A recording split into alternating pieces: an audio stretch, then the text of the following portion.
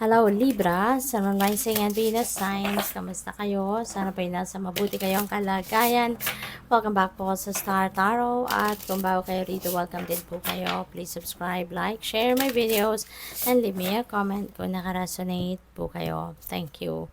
So, Libra, ano mga mensahe ninyo? But before that, I would like to say hi muna and shout out sa ating beloved channel member na si Atnel0929.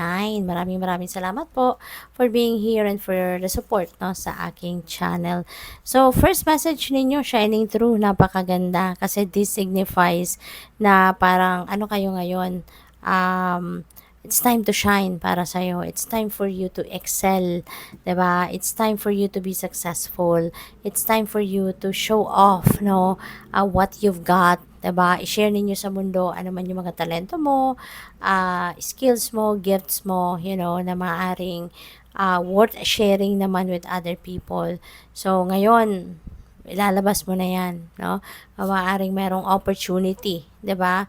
Na para yan ay mailabas mo, ma-express mo. Si Call of the Muse, no? Ito, sinasabi din dito na baka you are going to focus on showing off your talents, no? So siguro maraming opportunity sa buhay ninyo sa ngayon ang kakatok na talagang finally magagawa mo na din kung ano yung passion mo.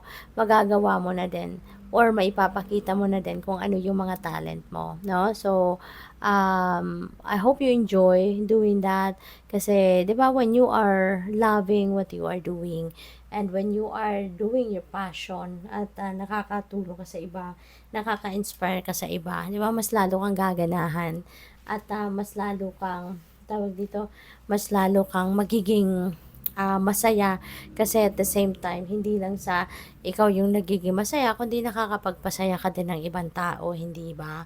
So we also have beyond the ordinary. Ayan. So parang napipick up ko dito yung energy ni magician, ano, na you have that opportunity sa ngayon na ipakita, no, ipakita kung ano yung mga ano mo, ano yung mga plano mo, gawin mo yung mga plano mo. This is the time that you are going to be extra, kumbaga, extra special ang effort, na ilalabas mo or ipapakita mo para lang na makapag-take action ka na towards manifesting whatever it is that you want to manifest in your life. Feeling ko din, this is the time, na parang, hindi lang yung talents mo ang gagamitin mo, hindi lang yung skills mo ang ipapakita mo, ilalabas mo, but also your spiritual gifts. Yan ay you're going to embrace that as well sa ngayon. Maaring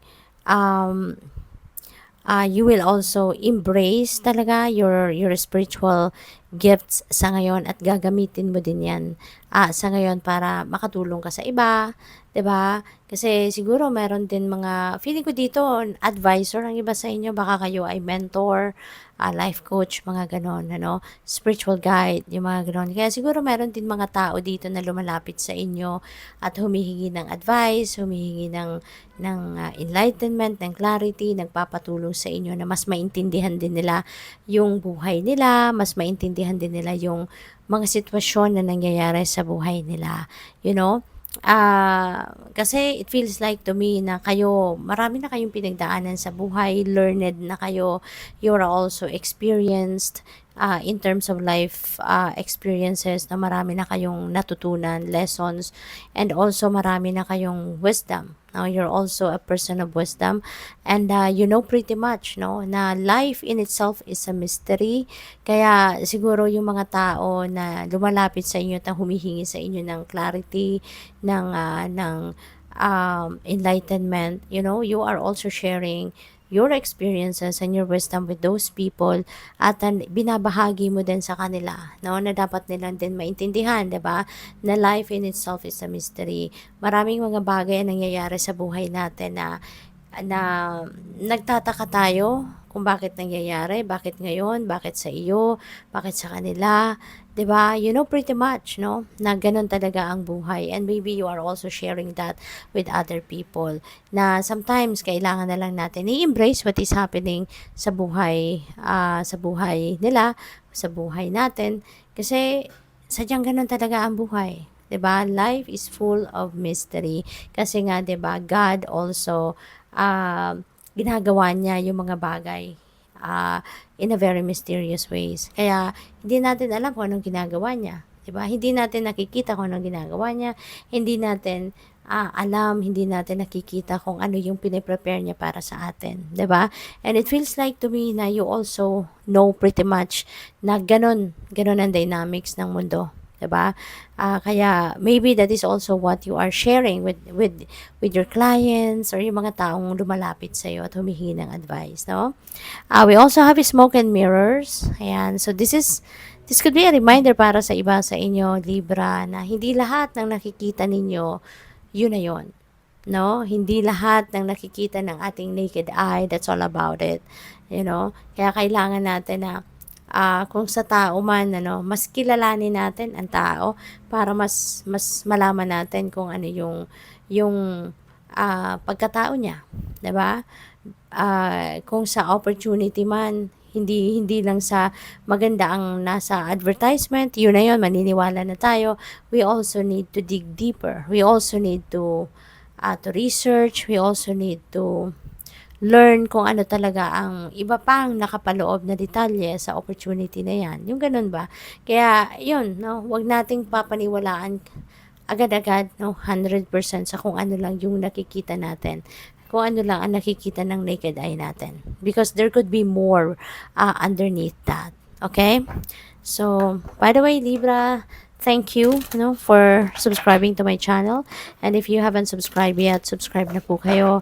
And also, please click the join button sa baba na video kung hindi pa po kayo nakakapag-join sa membership, no? At saka sa mga cross-watchers, hello po sa inyo. And maraming salamat din sa inyong suporta at tulong sa akin doon sa mga hindi nag-skip ng ads. Maraming salamat po. So we have mountain. Know that you are protected as you face challenges, but still, no, remain cautious. Okay? That's a very important reminder para sa atin na protektado tayo ng universe. Protektado tayo ng mga angels natin, mga spirit guides natin. Pero hindi ibig sabihin na hindi na tayo mag-iingat. 'Di ba? So next card niyo, Chariot. Charge ahead with confidence, stay strong and focused. Okay? Yun ang ano sa inyo. Yun ang panawagan sa inyo rito. Okay? Be confident about yourself. Be confident about your plans, your talents, your skills, your gifts. Be confident about that. At sige lang, patuloy ka. Maging matatag ka, maging matibay ka, maging brave ka as you head towards a new path na gusto mong puntahan. Kung meron kang gustong simulang bagong ganap sa buhay, kayang-kaya mo yan, always remember that. Okay? Kasi si Chariot, this is also travel, no? This is also about moving on. Kaya maaring meron kang pupuntahang bago. Okay? Kaya mag-iingat ka dyan. Sa journey mo na yan, magpakatatag ka, kaya mo yan. Okay? So, we have the world. Be open to new possibilities in all areas of life. Kasi maraming biyaya ang dadating sa'yo. Maraming oportunidad, maraming posibilidad, no, that will present itself to you. This could be something, no, na maraming magagandang bagay, maraming magagandang offers, no, ang pwedeng dumating sa iyo in various areas, pwedeng trabaho, career, business, investments, 'di ba? Relationships, travel, no? So marami. Depende yan sa inyong sitwasyon. Okay? So, just be ready for anything. So, we also have lovers. There are two paths ahead. So, be true to yourself.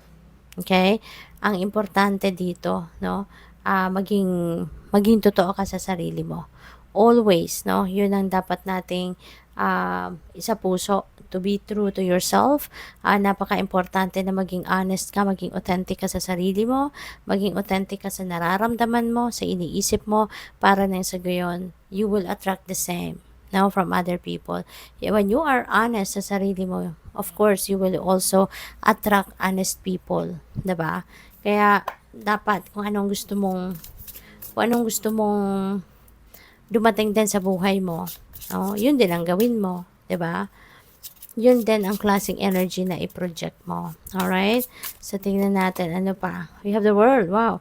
So, meron tayong the world energy. Feeling ko dito, meron na kayong worldly opportunities and possibilities. Worldly success also is waiting for you, you know. So, siguro yung mga possibilities na to, mga opportunities na to that are coming your way, mga bago ito, no? These are new para sa'yo. And, kasi meron kayong mga successes, meron kayong mga accomplishments and achievements, meron kayong mga bagong makakamit sa buhay, bagong dadating sa buhay ninyo. Kaya, kasi ganun talaga, di ba? When there is an ending, there is beginning. So, you are going to accomplish something, you're going to achieve something. So, definitely, meron na naman kayong sisimulan na bago after that. So, what else? We have Seven of Wands. Ayan. So, this is about defending yourself, or meron kayong something dito mahalaga sa buhay mo na dinidepensahan mo or kailangan mong depensahan. You know? So, choose your battles wisely, Libra. Okay? Kung ano man itong sitwasyon na to, choose your battles wisely. Huwag kayong basta-bastang susugod, huwag kayong basta-bastang magkokomento, you know? Pagmasdan, maging vigilant ka, maging mapagmatsyag ka, 'di ba?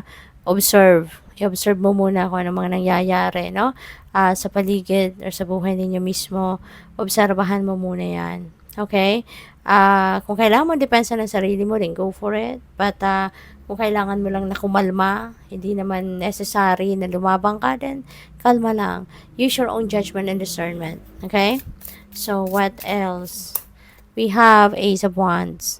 Okay? So, Ace of Wands is a new beginning energy. Libra. So, meron kayong bagong chapter sa buhay mo that you are going to start.